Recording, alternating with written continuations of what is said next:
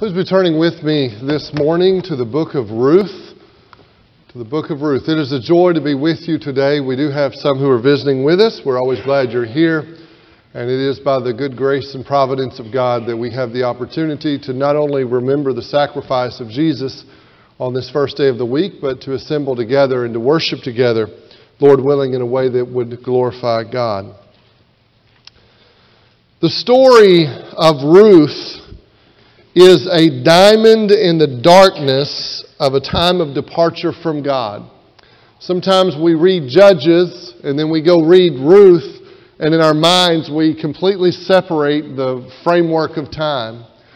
But actually the story of Ruth is taking place, and we're told this, it is taking place during the time of the Judges. Well, what does that mean? You'll recall in the book of Joshua that God had told Joshua that if Joshua would abide in his word, that God would bless his efforts. And for the most part, Joshua did that. And we see great words of faith on the part of Joshua. We see actions of courage on the part of Joshua. Who can forget Joshua chapter 24, where he stands up and says, "But as for me and my house, we will serve the Lord." And God had made promises to Israel that if they carried out His will, as challenging as that may be to them, if they would simply obey Him and submit to Him, that He would be with them. But what Judges shows us is that when folks rebel against God, things get very difficult. And the further we go away from God, the darker our lives will be. And so we come, for instance, to Judges chapter 2. And we get that feeling as we read through Judges. Judges chapter 2 and in verse 7, the people served the Lord all the days of Joshua and all the days of the elders who survived Joshua, who had seen all the great work for the Lord which he had done for Israel. But then we read that Joshua dies there in verse 8. And in verse 10, the scripture goes on to say, all that generation also were gathered to their fathers. And there arose another generation after them, who did not know the Lord, nor yet the work which he had done for Israel. Look at verse 11. Then the sons of Israel did evil in the sight of the Lord, and served the Baals, and they forsook the Lord. And he goes on and mentions other things. They provoked the Lord to anger, so they forsook the Lord for these idols. And so as powerful of a man as Joshua was, and those who were with Joshua, this strong leadership, a man that had been mentored by Moses and had striven to be faithful, we're always one generation away from apostasy. And that's what happens. There's another generation which arises here in this text, and they do not know the Lord. And you could read all of Judges, and perhaps you have, but when we come to the end of Judges, and by the way, the last several chapters of Judges, if it was a movie and it was rated, it would probably at least be rated R. I mean, it is some difficult ground there. And some horrible things are happening in rebellion to God. But we come to verse 25. In those days there was no king in Israel, and everyone did what was right in his own eyes. Sounds familiar, doesn't it? Anytime there is a nation or a people or individuals who do right in their own eyes rather than submitting to God's will, again, darkness comes. But I mentioned to you at the beginning that the story of Ruth is a diamond in the darkness, if you will. But even while that's going on, we could well get the idea, was there anybody that was serving God? And even then, there were people serving God. We come to Ruth chapter 1 and verse 1. Now it came about in the days when the judges governed that there was a famine in the land. And so this is if you will, if you could look at it as the opening scene here in chapter 1. And it's very difficult, but it's the beginning of a beautiful story of the Lord's faithfulness. So out of this time of spiritual anarchy and rebellion, we read of this great story of loyalty and faithfulness in Ruth chapter 1 and verse 1. And it goes on to say there was a famine in the land, and a certain man of Bethlehem in Judah went to sojourn in the land of Moab with his wife and his 2 sons. And the name of the man was Elimelech, and the name of his wife Naomi, and the names of his two sons were Mahlon and Chilion. And it goes on to tell us that they were of Bethlehem in Judah, and they entered the land of Moab, and they remained there. And before we get into the story, and I'm sure many of you are familiar with the story, but just if you're not, we're just going to begin at the beginning and then make some applications today. But just keep in mind this background of judges and apostasy and departure from God. And yet this story, even with all of that, is unfolding. And so as we continue to think about what's going to happen here in this great story of loyalty and faithfulness, we're going to see in the lives of God's people the reality of His promise that God works within His people to bless His people. In fact, Hebrews chapter 13 and verse 5, we have that wonderful promise given to us from the Old Testament Scripture and reiterated by the Hebrew writer, where God would say, I will never leave you, nor will I ever forsake you. As dark as the day is, as hard as it is, as difficult as it may seem, there can still be a story of brightness and hope. And so as we think about Ruth, many of you are going, okay, we get a love story today. That's what Ruth is all about. And there is a love story there in Ruth. There are more people involved in that story than you might think. And so at the very beginning, as we think about the faithfulness of the Lord, I want to emphasize in our minds that there is a story. And if you've read the book of Ruth, you're probably pretty familiar with the story. And you may know who some of the characters are. But there is a larger, bigger story within the story, if you can look at it that way. And it's important for us to see all of this together. There is a story here about God's gracious faithfulness. This is not merely a romantic story that intrigues us or interests us. It is a story about God. It is a story about His faithfulness and His loving kindness and His tenderness and His steadfast love. You say, wait a minute, Bruce. Isn't this story about Ruth and Naomi and Boaz? Yes and no. Yes, those are people we're going to talk about this morning. Those are important characters for you to understand the story. And there is Ruth, and there is Naomi, and there is Boaz, and there are some others. But really, behind all of that, through and in all of that, is Yahweh, is God, is Jehovah. This glorious example of God's faithfulness to Naomi through the instrumentality of Ruth. Let me say that again. The theme, the point, the heart of this story is not merely Ruth and Boaz. It is God's faithfulness and His love and His truth that shines through Ruth, the daughter-in-law of Naomi, to bless Naomi. And I don't know that that's always the way we read this. That God is the primary actor in this dramatic account. And what a wonderful story of God's grace in the midst of difficult circumstances, that even in times of crisis and deep despair, God works through those who are open to His purposes and sometimes surprises us or astonishes us or amazes us in the people through whom He works.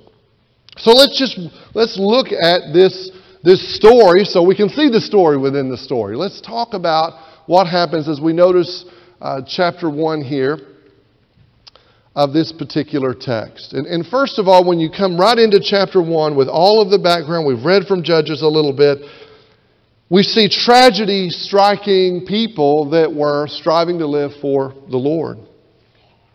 And it indeed was tragic. If you'll pick up with me, we read verses 1 and 2, and so they are of Bethlehem in Judah, which is significant, and they are in Moab, and while they're in Moab, verse 3 says, then Elimelech Naomi's husband died, and she was left with her 2 sons. Now, we may not fully appreciate this, but women without men to provide during this time, there's some famine, and all the sons are gone, and the husband is gone.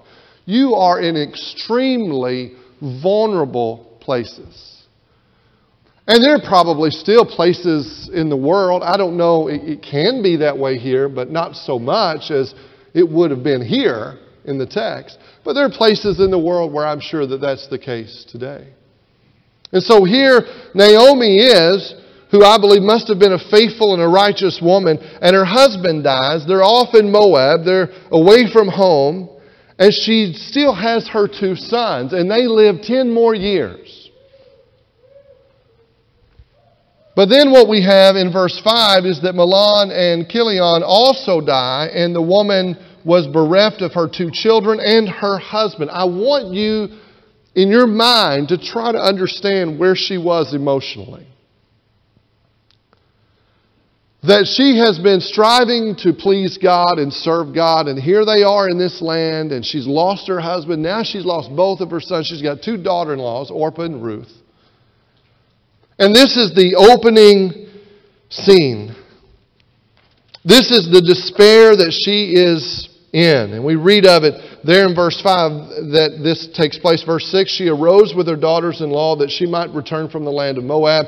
For she had heard in the land of Moab that the Lord had visited His people in giving them food. So she could go back home and perhaps there would be provisions for her. Verse 7, so she departed from the place where she was and her 2 daughters-in-law with her. And they went on the way to return to the land of Judah. And Naomi said to her 2 daughters-in-law, go return each of you to your mother's house. And may the Lord deal kindly with you as you have dealt with the dead and with me. So we have this despair that she's in. Now, it's true that her daughter-in-law in Ruth and her daughter-in-law in Orpah have lost their husbands as well. And you see the love, you see I think the sacrificial spirit to some degree, and the honesty that I can't take care of you is what her thought is. And that perhaps the best thing for you to do is go back home. And she goes on to say, perhaps if you go back home, you can find rest in another home with another husband. And she's going to go on to say, even if I went and found another husband, and there's some rhetorical device here, but even if I went out and found another husband, I couldn't have a child. If I had a child, I couldn't provide you husbands. And there is something known as levirate law, and we'll talk about that in just a minute, that will be important, that she may be alluding to a little bit, and it's going to come to play an important part in this story. But there's just nothing she can do for them. And I want to say this, sometimes I think Orpah gets a little bit of a raw deal here. Both Orpah and Ruth have a deep love and tenderness toward Naomi, it seems to me. And you'll notice there, if you look, as she goes on and mentions some of these things, Naomi says, return my daughters, verse 11, why should you go with me? Have I yet sons in my womb that they may be your husbands? Return my daughters, go, for I am too old to have a husband. And if I said I have hope, if I should even have a husband tonight and also bear sons, would you therefore wait until they were grown? This just isn't going to work out. I cannot provide in this situation. And she goes on to say this, even though they've had their loss, there's something about this situation in Naomi's mind. In her mind, the Lord has taken away my husband, and not only my husband, but both of my sons, and now I'm vulnerable. You can understand how she might feel that way. And so at the end of verse 13, she says, no, my daughters, for it is harder for me than for you, for the hand of the Lord has gone forth against me. She's older than they are. She's in a dire situation.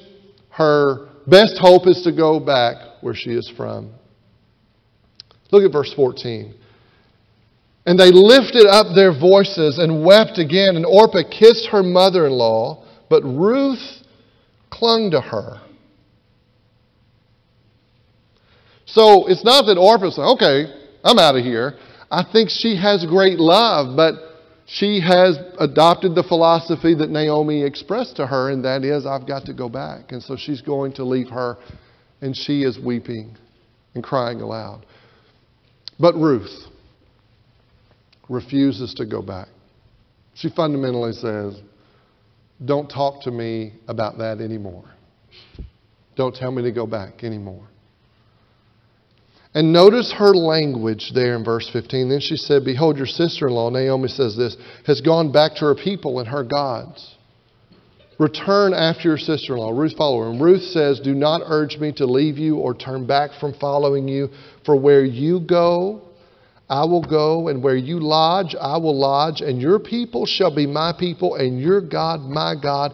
And where you die, I will die, and there I will be buried. Thus may the Lord do to me, and worse, if anything but death parts you and me. Look at verse 18. When she saw that she was determined to go with her, she said no more to her. So Naomi's like, well, this isn't going to work. So she's coming with me. But that language that she was determined, her loving kindness toward her mother-in-law. You know, I've used this in marriage ceremonies, this language. I've had people request this be used in marriage ceremonies. It's a beautiful section. Certainly, it should apply to the kind of faithfulness and love that a husband and wife have. But interestingly, this is between a mother-in-law and a daughter-in-law. And you just think about the depth. And when I read that, I think, what a faithful woman Naomi. What kind of woman was Naomi? That her daughter-in-law would say, I'm determined to go with you. Don't even try to urge me not to go with you. And not only that, if you listen to the language, she says, don't urge me to leave you or turn back from following you, for where you go, I will go, and where you lodge, I will lodge. Listen, this is the confession right here. And your people, your community, your fellowship shall be my people. She's a Moabitess. She says, I'm going to be with you. Wherever you are, that's where I'm going to be. Whatever provision you need, I'll do whatever I can. Your people, she's cutting ties with her past. Her past is gone. I don't know what her past was like. I don't know what her home life was like. I don't know what her parents were like. But to her, she feels this allegiance and this loving kindness and this faithfulness. And she's cutting all those ties. And she says, your people shall be my people. But here's what I want you to see in verse 16. And your God, my God. Here's what I want you to know is that Ruth saw something in her mother-in-law that was beautiful and powerful and renewing and restoring to her. And it was her God. So this is interesting. God has used, in some sense, Naomi, I believe, as an influence or an instrument with Ruth. And now He's going to use Ruth as an instrument of faithfulness and loving kindness to Naomi. Now, we might have expected for Him to use Naomi. It's surprising that He's able to use Ruth. And so she lifts her voice up.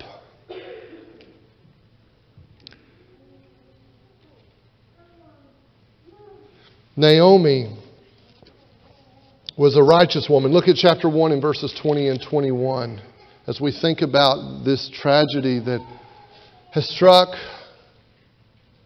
She tells them when she goes back and they see Naomi, and there's something about that, I think, when you read the text, because with Naomi, they say Naomi's back. Her own people say Naomi's back. But then if you look, she says, the Almighty has dealt with me bitterly. Don't call me by a name that means pleasantness. Call me by a name that means bitterness. Now, she's not turning her back on God. She feels like this has happened because the Lord has brought this upon her. She may be a little disoriented in her faith, but she continues to seek Him. Now, come to chapter 2. So here they are. I mean, it's not looking real good. Here you have Naomi and you have Ruth, and they go back, and you would think of Ruth as an outsider, wouldn't you?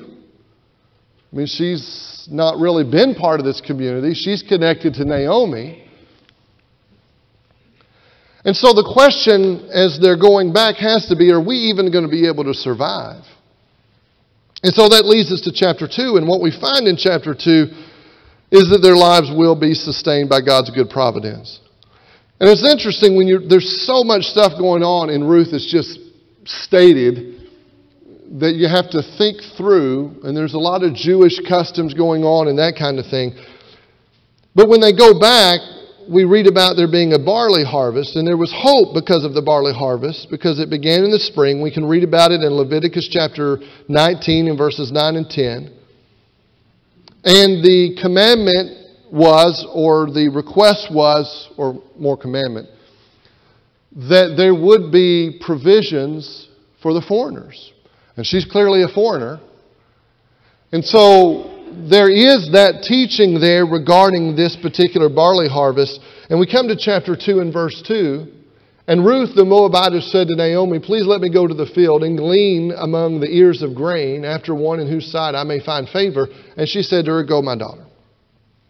So Ruth finds herself in this field that belongs to Boaz. Now Boaz is very interesting, especially if you understand the law of God. So let's do a couple of things here. Come to Deuteronomy 25. Please turn to Deuteronomy 25. Now this will resonate with you because this is what this is the aspect of the commandment that the Sadducees, when they came to Jesus and were questioning him about the potential resurrection, about a woman with 7 husbands and all that kind of stuff.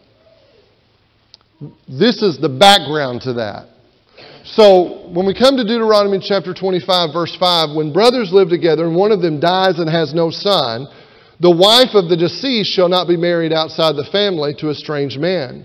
Her husband's brother shall go into her and take her to himself as wife and perform the duty of a husband's brother to her. And it shall be that the firstborn whom she bears shall assume the name of his dead brother, so that his name will not be blotted out from Israel. Now some of you are going, boy, I am glad that is not the law in the New Testament.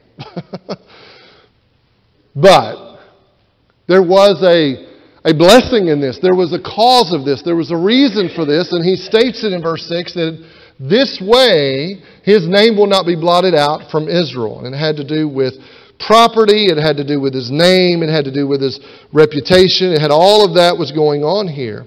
And we find out that Boaz, if you come back in the context of Ruth and come to chapter 2, that Naomi, verse 1, had a kinsman of her husband, a man of great wealth, of the family of Elimelech, whose name was Boaz. And you have to see the providence of God. And by the way, there's a lot of things that don't look very miraculous to me in the book of Ruth, but you still see the hand of God in those things.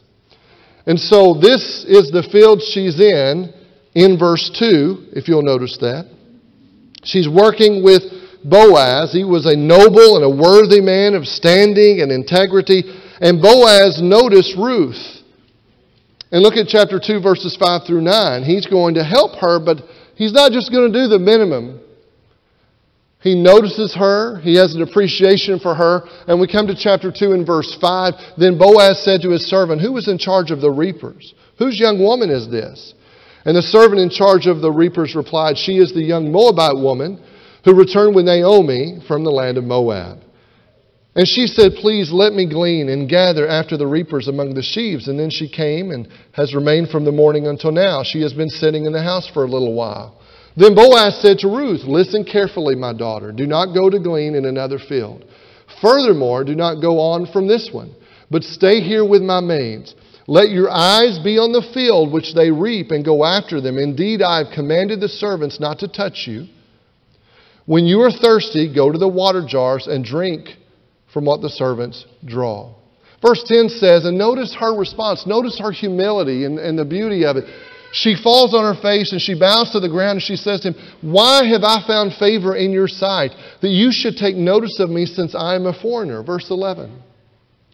Boaz replied to her, "All that you have done for your mother-in-law after the death of your husband has been fully reported to me, and how you left your father and your mother and the land of your birth and came to a people that you did not previously know. May the Lord reward your work and your wages be full from the Lord, the God of Israel, under whose wings you have come to seek refuge." Then she said, "I have found favor in your sight, my Lord, for you have comforted me, and indeed have spoken kindly to your maidservant, though I am not like one of your maidservants." At mealtime, Boaz said to her, Come here, that you may eat of the bread, and dip your piece of bread in the vinegar. So she sat beside the reapers, and he served her roasted grain. And she ate and was satisfied and had some left. And when she rose to glean, Boaz commanded his servants, saying, Let her glean even among the sheaves, and do not insult her. Also, you shall purposely pull out for her some grain from the bundles, and leave it that she may glean, and do not rebuke her. And of course, this goes on, and he goes above and beyond to show his care for her. And God, I believe, is providentially working through Boaz to bless her as well. Ruth shows this respect and this kindness and this humility. It wasn't just Ruth's appearance. It was her character. It was her integrity. It was her loyalty. It was her faithfulness. And it was striking to him. And she goes back and she tells Naomi about this, because if you look at verse 19, her mother-in-law says, Where did you glean today, and where did you work? May he who took notice of you be blessed. So she told her mother-in-law with whom she had worked and said, The name of the man with whom I work today. And I would love to have been there to see Naomi's face, because I think it changed from bitterness to pleasantness. She said, His name is Boaz. Verse 20. Naomi said to her daughter-in-law, May he be blessed of the Lord, who has not withdrawn his kindness to the living and to the dead.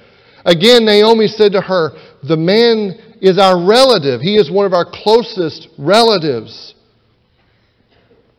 And she goes on and tells her other things that he had said. I want you to stay close. You see the grace and the tenderness and the mercy of God. And so now we've gone from chapter 1 with tragedy, and now we come to chapter 2, and you see life and hope in what seemed to be a moment of despair. But let's come on to chapter 3.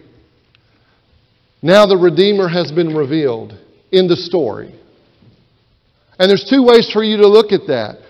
There is, as we've read from Deuteronomy chapter 25, there is this law, which really is about redemption, about life even though death has occurred, about hope. But in chapter 3, things intensify even more.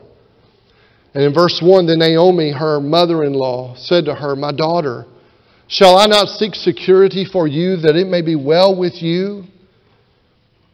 Now is not Boaz our kinsman, with whose maids you were? Behold, he winnows barley at the threshing floor tonight. Wash yourself, therefore, and anoint yourself, and put on your best clothes, and go down to the threshing floor. But do not make yourself known to the man until he has finished eating and drinking.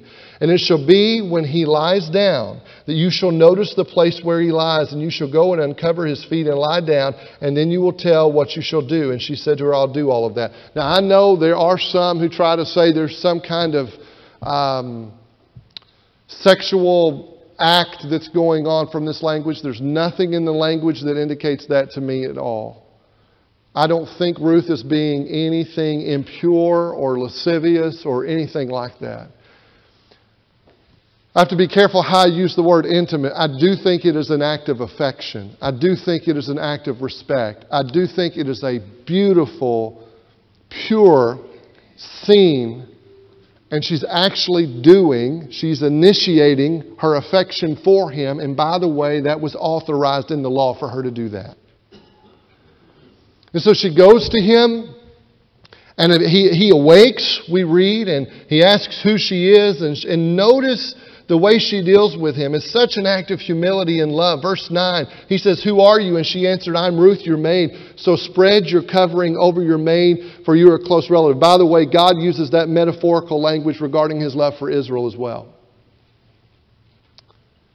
And they go ahead, and I'll just kind of paraphrase here. They have the conversation, and I'm sure she kind of stopped in her tracks. He said, there is a relative that's closer, Ruth.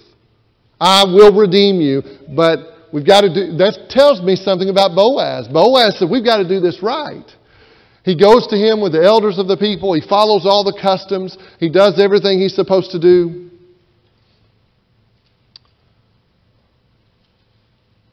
And it comes to be, initially the man says he'll redeem him, but then he goes on to tell them there are people involved, and he even mentions Ruth, who is a Moabitess. And all at once he says, I can't do this. And so Boaz is her redeemer.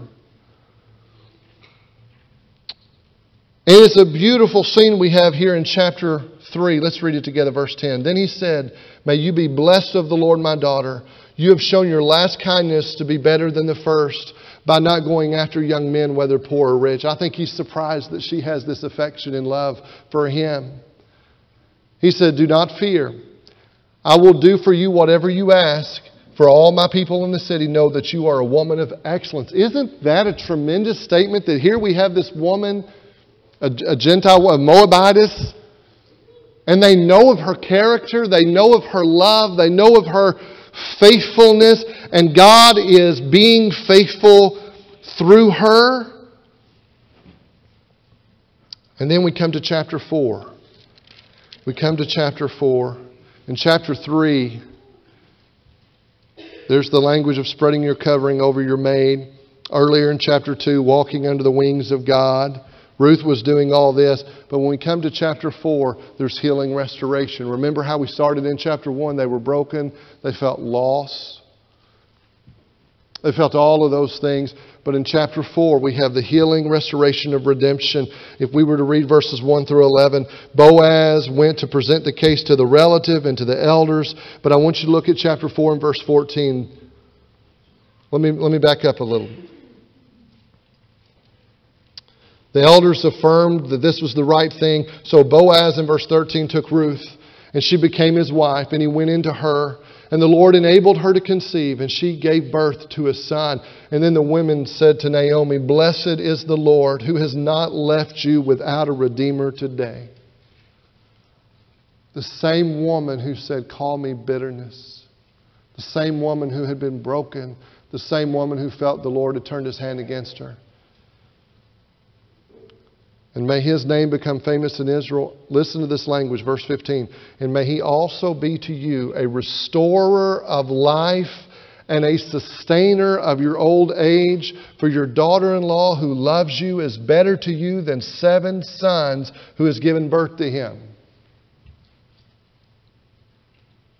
You think about how valuable it was to have sons, and you think of inheritance and name and all this.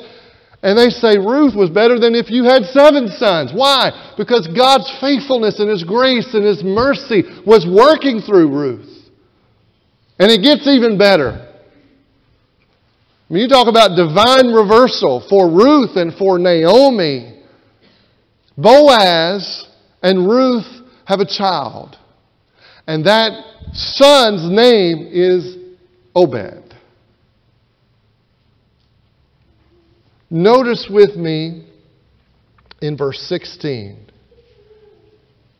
Naomi. Then Naomi took the child and laid him in her lap and became his nurse. I have to think there was a sweet smile on Naomi's face when she had that child in her lap. In verse 17, the neighbor women gave him a name, saying, a son has been born to Naomi. So they named him Obed. He is the father, listen, he is the father of Jesse. And Jesse was the father of David. This Moabitess woman, if you go read Matthew 1, is in the lineage of Jesus Christ. She's in the messianic lineage. And let me tell you something, brother. It doesn't get any better than that. Who would have thought that she could have been such an instrument and God would have blessed her and blessed Naomi? You go read Matthew 1 in those first few verses. I know you're thinking, Bruce, I don't like those genealogies. Go read those and look at those names. And it's repeated what we have here in just that simple language. Look at verse 18. Now these are the generations of Perez. To Perez was born Hezron, and to Hezron was born Ram, and to Ram Amminadab, and to Amminadab was born Nahshon, and to Nahshon Salmon, and to Salmon was born Boaz, and to Boaz Obed, and to Obed was born Jesse, and to Jesse David. And we read that and we think those are just names. Those are people, those are persons, those are instruments of God's grace. Now, with that story, I want to make at least just 3 important applications for us this morning. The story within the story. So that's the story. What's the story within the story? First of all, the Lord's covenant faithfulness. God is true to His promise.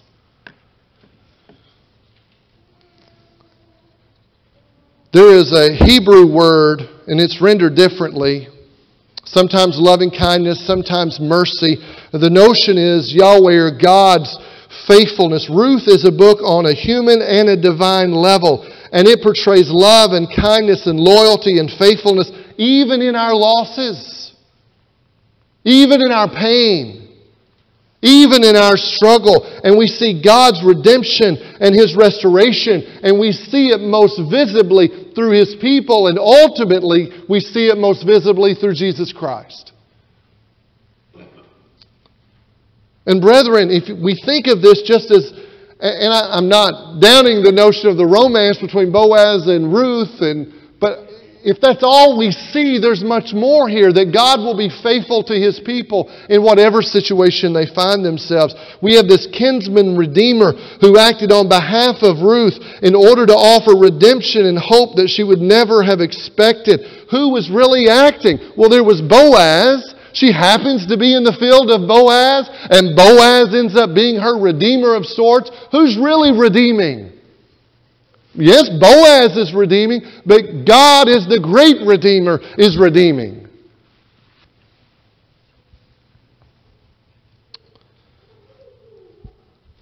And then another thought is, along with that, we see redemptive restoration through God's people. Look at verse 15. He may be a restorer of life. Chapter 4, verse 15, and a sustainer to your old age. A restorer of life. And look at verse 14. Blessed is the Lord who has not left you without a redeemer today. I want you to see something. Do you remember what we read earlier regarding what Ruth said to Naomi? She said, your God will be my God, and your people will be my people. God administers restoring and healing and grace and love and truth and teaching and all of that through His people. At least that's His purpose and His intention. It was in the community of Israel that she found herself under the wings of God and enjoyed His refuge. You know, we come to the New Testament and we read passages like Hebrews 10:24 that we are to stimulate one another and encourage one another. And we read in 1 Corinthians chapter 12 that we weep with one another and that we rejoice with one another and that we edify one another. God has always meant for His people to be a conduit, a means of those things. And if we are not a conduit or means of grace and healing and edification and building up and restoration, we have lost our identity.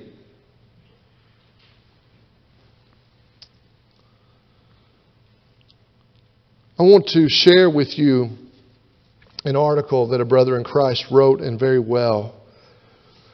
It's entitled, The People in the Pew.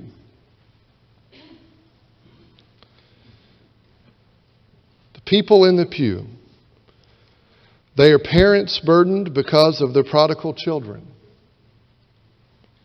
They are grandparents raising grandchildren because if they don't, no one will. They are caregivers wondering if anybody understands. They are single parents facing double duty. They are brethren struggling with secret sins and failing again. They are smiling faces hoping to hide their depression. They are a childless couple facing disappointment again.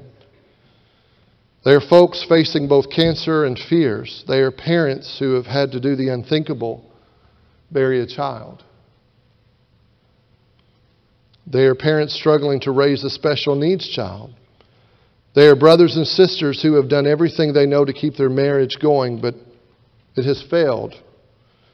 They are widows who sit down as one at a table for two.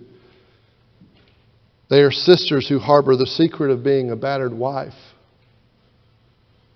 They are step-parents who seem to be on the outside looking in. They are the lonely and the scared, the hurting, but they come. They come to the table to share their grief with the one who gave his all. They come to lift up their voice in song while brushing away a tear. They come to pray and connect only with their only hope. They come to encourage someone else while hoping someone else might encourage them. They come to hear the good news and hope to take something away that will heal their hurt. These are the people in the pew. Funny, they look a lot like you and me. At least we come. I would say to us this morning that we all have our Naomis, and we can be a Ruth to our Naomis. That as the people of God, we can allow God to show faithfulness and love and loyalty and kindness through us, and we can receive it as well. Let me end with this final point because I need to end. And that is divine reversal and transformation. I just want you to hear this. That what we receive from the book of Ruth is that God can transform emptiness into fullness, mourning into joy, brokenness into restoration, alienation into fellowship, pain into healing. He can do abundantly above all that we ask or think. He can accomplish in and through us things we never imagined and may never know. And indeed, it is true. The Lord never fails. Even in our most broken, despair, and difficult moments, the beauty and the glory and the brightness of who God is, who Yahweh is, who Christ is, can shine through in a way that you never, ever imagined. The Lord is faithful. He will not fail. I appreciate your good attention this morning. If you are not a Christian, the Lord is faithful. He has provided the Messiah. He's provided Jesus for you. And He beckons for you to come now and obey the gospel, believing in Jesus as the Messiah and the Son of God, repenting of your sins and confessing your faith, giving your allegiance to the faithful one, and being baptized in water for the remission of your sins. And if you are God's child and you need the prayers of this congregation for strength or restoration, come now as together we stand and we sing.